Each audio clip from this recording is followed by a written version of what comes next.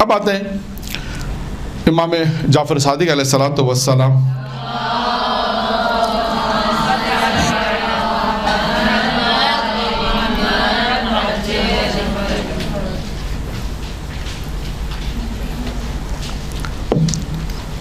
کہ اب یہ دیکھیں شیخ صدوق یہ بھی بہت بڑا نام ہے. شیخ صدوق کی بھی کتابیں بہت ہیں ماشاءاللہ. ان کی کتاب ہے امالی. کتاب کا نام ہے امالی. شیخ صدوق نے لکھی ہے. اس میں ایک روایت ہے اور میں جس کتاب سے پڑھ رہا ہوں وہ ہے مناقب اہل بیت. مناقب اہل بیت صفحہ نمبر 262 ہے, جلد نمبر 4 ہے. مناقب اہل بیت 4 جلدی کتاب ہے. اس کا یہ اصل کتاب ہے قطرہ, فارسی میں کتاب ہے قطرہ, اس کا اردو ترجمہ ہے. صفحہ نمبر ہے 262. اس کتاب میں یعنی امالی میں انہوں نے امالی کے حوالے سے شیخ صدوق کے حوالے سے ایک روایت لکھی ہے کہ ایک شخص امام علیہ السلام کی خدمت میں حاضر ہوا اور اس نے کہا اے فرزند رسول میرے ماں باپ آپ پر قربان جائیں, مجھے کوئی واعظ و نصیحت فرمائیں. اب سوال یہ کہ امام علیہ السلام نے اسے کیا واعظ و نصیحت کی. یہ واعظ و نصیحت کو بہت غور سے سننا ہے. ٹھیک ہے, امام علیہ السلام نے جب اسے واعظ و نصیحت کی, یہ واعظ و نصیحت 12 جملوں پر مشتمل ہے. یعنی یوں کہیے کہ 12 نصیحتیں امام جعفر صادق علیہ السلام کی سوالیہ صورت میں, یعنی اس میں سوالیہ صورت ہے.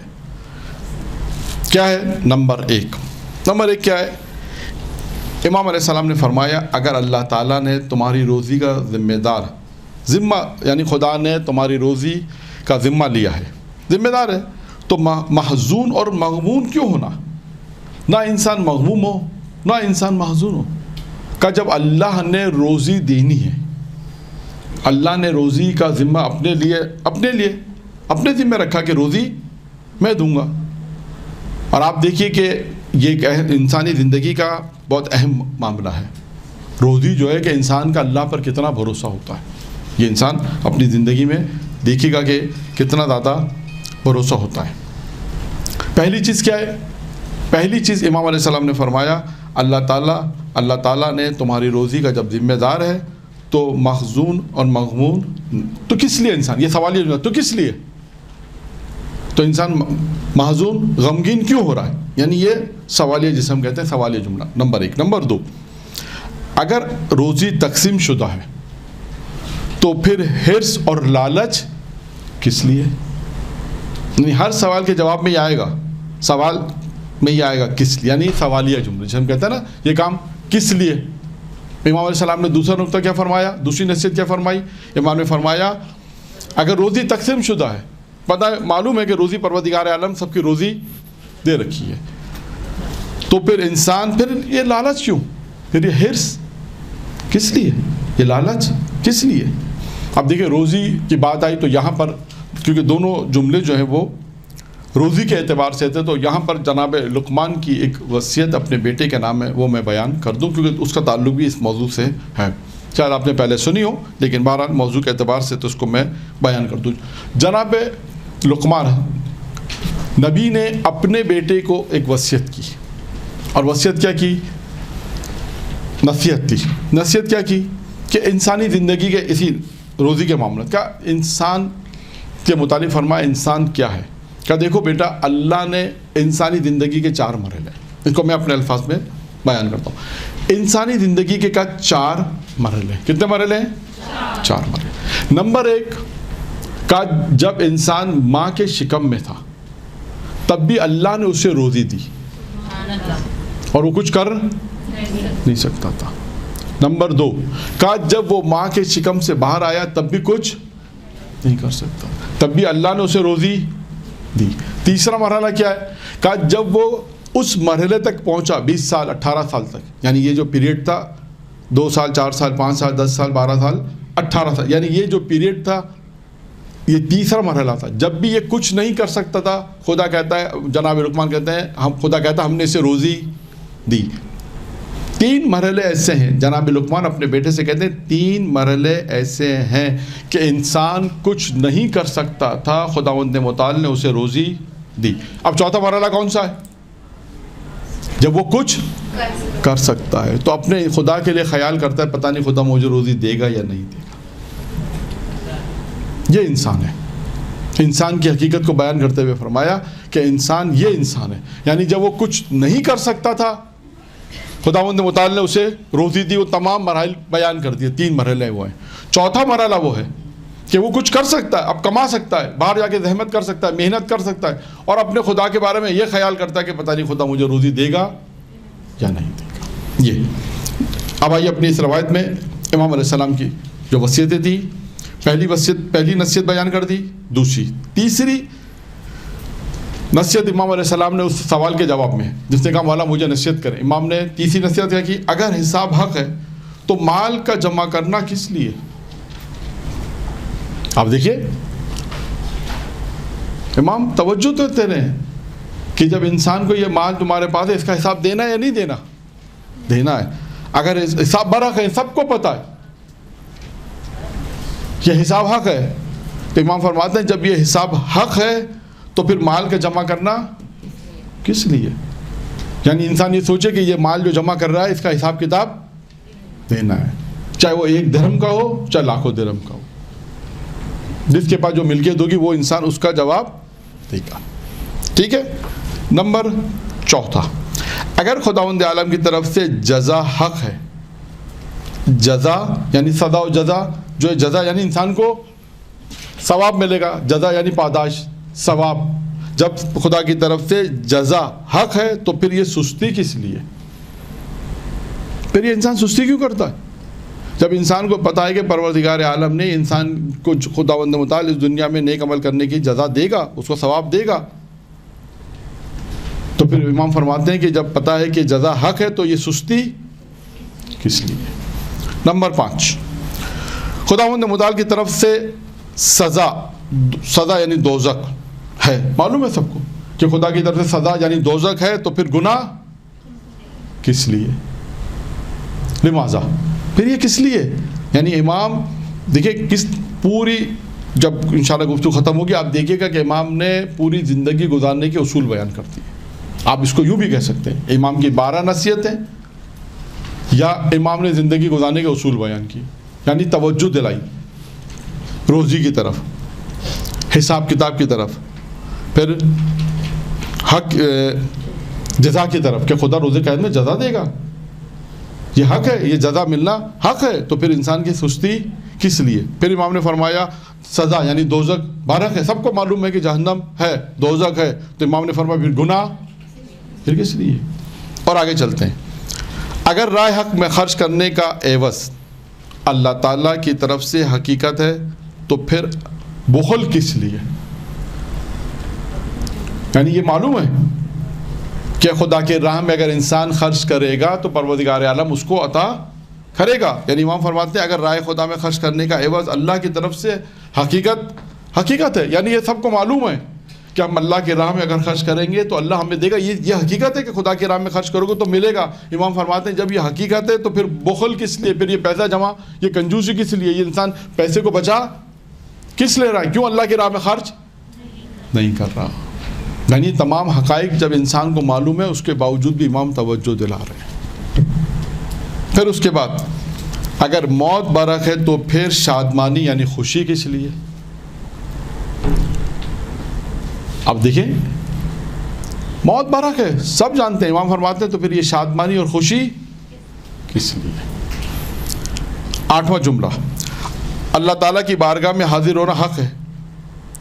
اللہ تعالیٰ کی بارگاہ میں حاضر ہونا حق ہے, سب کو معلوم ہے حق ہے, تو پھر چال بازی اور دھوکے بازی کس لیے؟ یعنی سب یہ جانتے ہیں کہ ہمیں خدا کی بارگاہ میں ایک نہ ایک دن حاضر ہونا ہے, جانا ہے خدا کی بارگاہ. تو امام فرماتے ہیں پھر یہ دھوکہ دینا, یہ چال بازی کرنا, فریب کرنا, یہ تمام چیزیں پھر کس لیے؟ جب انسان یہ جانتا ہے کہ خدا کی بارگاہ میں ایک دن مجھے حاضر ہونا ہے, کیا اس خدا کو جواب نہیں دینا؟ پھر ہم دنیا کے اندر ایسا کام کیوں کریں, کیوں کسی کو دھوکہ دیں؟ یعنی اس کی تشریح اس طرح سے, کیوں جب ہم جانتے ہیں کہ ہم خدا کی بارگاہ میں ایک دن حاضر ہونا, ایک دن ایسا آئے گا کہ خدا کی بارگاہ میں ہم پہنچیں گے, تو امام فرماتے ہیں تو پھر یہ دنیا کے اندر جو تم دھوکہ دے رہے ہو کسی کو, فریب کر رہے ہو کسی کے ساتھ, چال بازی کر رہے ہو کسی کے ساتھ, یہ پھر کس لیے؟ یعنی اگر آپ دیکھے جائے تو یہ 12 جملے انسان کے عقیدے پر بھی بحث ہے. آپ کا عقیدہ ہے نا, یہ عقیدہ نہیں ہے جو امام بیان فرما رہے ہیں کہ سارے عقیدے کی بات ہے کہ تمہارا عقیدہ ہے کہ تو خدا ہے, روز قیامت خدا کے سامنے حاضر ہونا ہے. جب انسان کا عقیدہ ہے تو پھر امام فرماتے ہیں کہ یہ سب چیزیں تمہارے سامنے امام علیہ السلام نے نصیحت کے طور پہ بیان فرمائی. کتنے ہو گئے؟ 8. اب آئیے امام نویں چیز بیان فرماتے ہیں, اگر شیطان دشمن ہے تو غفلت کس لیے؟ یعنی یہ امام علیہ السلام نے اس بات کی طرف اشارہ کیا جب بالکل وضاحت بتائی کہ شیطان دشمن ہے. شیطان انسان کا سب سے بڑا دشمن کون ہے؟ شیطان. اور یہ آپ کو بھی خیال مت کریے گا کہ ہم مدرسے میں آئیں, عبادت کرتے ہیں, روزہ رکھتے ہیں, نماز پڑھتے ہیں تو ہمیں شیطان یہ کبھی خیال ذہن میں نہیں آنا چاہیے, کیونکہ شیطان بہکاتا ہی ان لوگوں کو جو نیکی کے راستے پر جاتے ہیں. یہ بھی ذہن میں رکھیے گا, کبھی یہ خیال نہ آ جائے. ایک چھوٹا سا خیال بھی اگر آتا ہے تب بھی اس خدا کو یعنی شیطان یعنی گویا وہ شیطان کا خیال ہوتا ہے کہ انسان کو اس بات کی طرف لے کر آ جائے. یعنی آپ سوچیں, میں ایک عالم کا قصہ بیان کروں تو صرف ضمنی طور پہ بیان کر رہا ہوں کہ ایک عالم سوچے اس چھوٹے سے خیال کے لیے انہوں نے کتنی بڑی قربانی دی. یعنی قربانی سے مراد ہے انہوں نے اس کام کو انجام نہیں دیا. ایک عالم تھے, ایک جگہ مثلا پروگرام تھا, ختم ہوا, کسی نے عالم سے کہا کہ آپ نماز پڑھا دیں. انہوں نے دراصل مجمع کی طرف نکاح کی, دل میں خیال ہے کہ آج کتنے نمازی ہیں. جیسے یہ خیال آیا صاحب خانہ سے کہا اب میں نماز نہیں پڑھا. سمجھ گئے کہ یہ شیطان ہے, یہ میں لوگوں کے لیے نماز پڑھ رہا ہوں کہ میرے پیچھے اتنے نمازی ہیں کہ میں ان کے لیے نماز پڑھ رہا ہوں. کہا میں نماز جماعت تو نہیں پڑھاتا اور جماعت چھوڑ دی, نہیں پڑھائی. تو یہ دیکھیں یہ خیالات جو ہے نا, یہ چھوٹا سا خیال ہے. اب ہم یہ سوچیں کہ ہم مثال کے طور پہ درس میں جا رہے ہیں, 5 سال مدرسے قائم میں گئے, 5 سال کسی مدرسے میں پڑھے, ہم نے اتنا زندگی میں اتنی عبادتیں کی. یہ سارے خیالات جو ہے شیطان کے. یہ غفلت کبھی شیطان سے غفلت ہے. امام یہی تو فرما رہے ہیں کہ جب شیطان دشمن ہے تو غفلت کس لیے؟ یعنی انسان الرٹ رہے ہر وقت. اور بالخصوص تو وہ افراد کے جن کا شیطان جن کو شکار زیادہ بناتا اور جن کو معلوم ہے کہ شیطان مجھے زیادہ شکار بناتا ہے, تو یہ رہے کہ ایسی نے میری عبادت میں, میری نماز میں, میری دعاؤں میں, میرے عمل میں کار خیر انجام دینا چاہتا ہوں, اس کار خیر میں تمام چیزوں کے لیے انسان الرٹ رہے شیطان سے. خود ایک موضوع ہے یہ, میدان الحکمہ میں آپ جائیں انشاءاللہ جلد نمبر 5 میں آپ کو جہاں شیطان کا موضوع ہے, باقاعدہ پورا موضوع ہے شیطان, آپ جائیں اس میں آپ دیکھیں کہ اس میں شیطان کے بہکانے کے کس طرح طریقے بیان کیے گئے. شیطان نے خود بعض اوقات اس میں بیان کیا ہے کہ کس طرح میں بہکاتا ہوں, کون کون سی چیزوں کے ذریعے سے میں بہکاتا ہوں. یہ ایک پورا موضوع بیان ہو چکا ہے, اس کی میں بیان نہیں کر رہا ہوں, لیکن صرف یہ بیان کرنا چاہتا ہوں کہ شیطان سے غفلت نہیں ہونی چاہیے.